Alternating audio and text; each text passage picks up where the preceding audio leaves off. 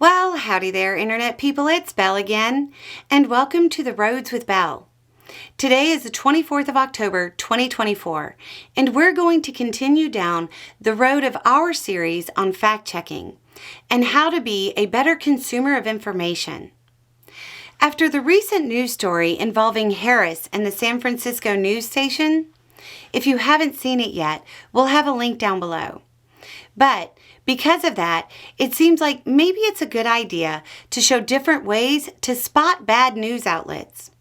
And to be clear here, I'm not talking about news outlets that have a point of view you disagree with, or news outlets that are just not great at their jobs.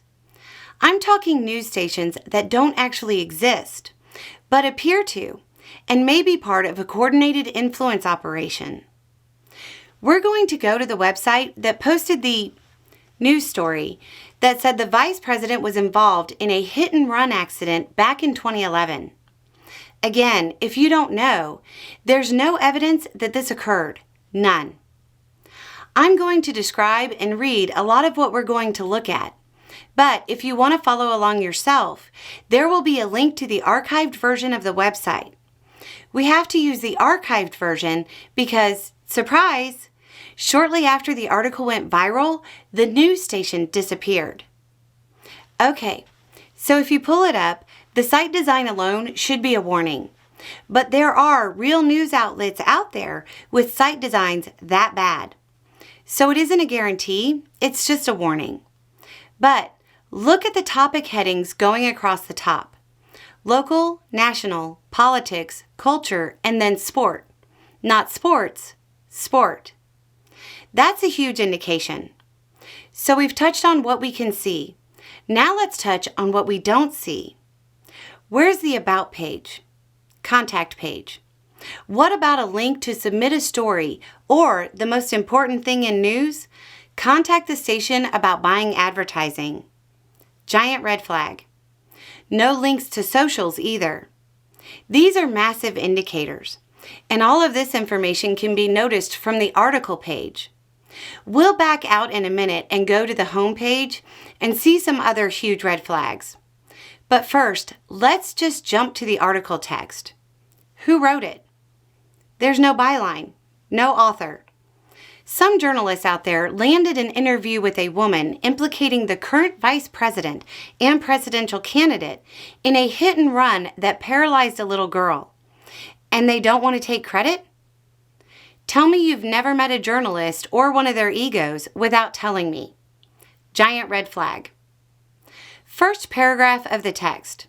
This should be the who, what, when, where, why summary. What's actually here other than bad grammar and punctuation? Quote, in June 2011, Kamala Harris was driving a car when she hit two pedestrians and left the scene of the incident in San Francisco. One of the victims, Alicia Brown, decided to make the story public. She explains that after the accident, Harris's people threatened her mother so that she would not report the incident to the police. It was only after the death of her mother, 13 years later, Alicia decided to tell this story. I mean, a story of this importance would probably get a wee bit more editing than that, but what's missing from this? Not a single allegedly in the reporting about a potential crime. Giant red flag. If you go to the next paragraph, there's a purported quote from the daughter. It says, Mom reacted quickly and jumped back. She tugged my arm, but she was too late to save me. In the lead paragraph, it says they were both hit. That seems like a minor plot hole that a journalist would pick up on. The narrative goes on in the next part. The day after the incident, I saw my mom talking with two men came to the hospital. They were standing outside the room. When my mom came back to me, I asked her who those two people were. She said that the woman who hit me was Kamala Harris, a very powerful woman, and those men were her people. She was told that if this story gets out, we'll be in very big trouble. She was told that if she loves me, she shouldn't report this or look for justice. I was really devastated because I know I can't walk no more because of my fractured spine. The next paragraph is where the real Pulitzer stuff starts showing up. Quote, Kamala Harris served as San Francisco District Attorney from 2004 to 2011. In 2011, she was elected to a higher position and became the Attorney General of California.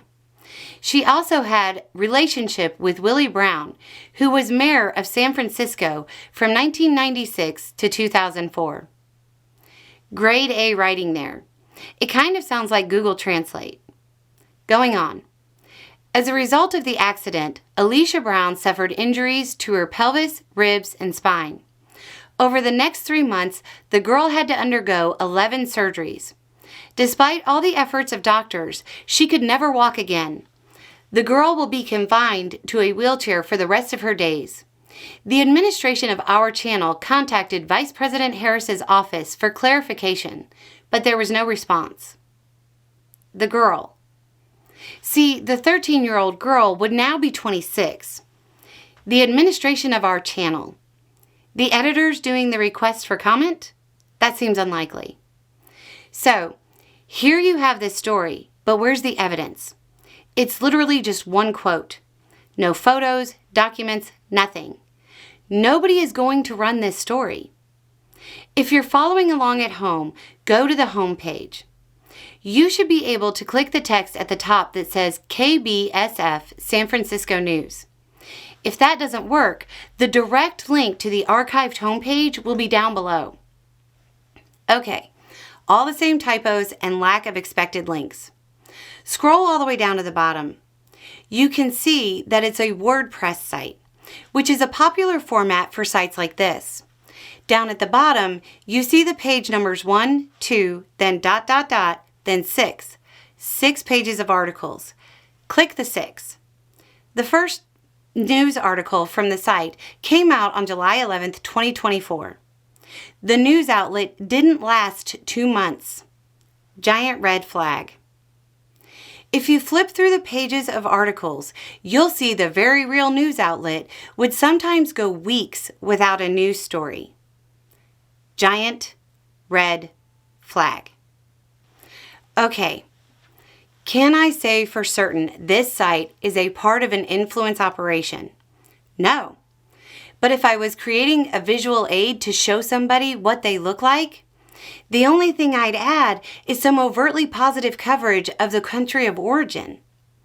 So, there are some signs of what to look for. As you can see, it isn't hard to spot if you want to.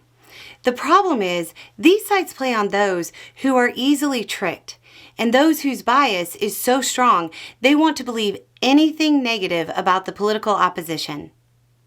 Hopefully, this helps everybody become a better consumer of information. A little more information, a little more context, and having the right information will make all the difference. Y'all have a good day.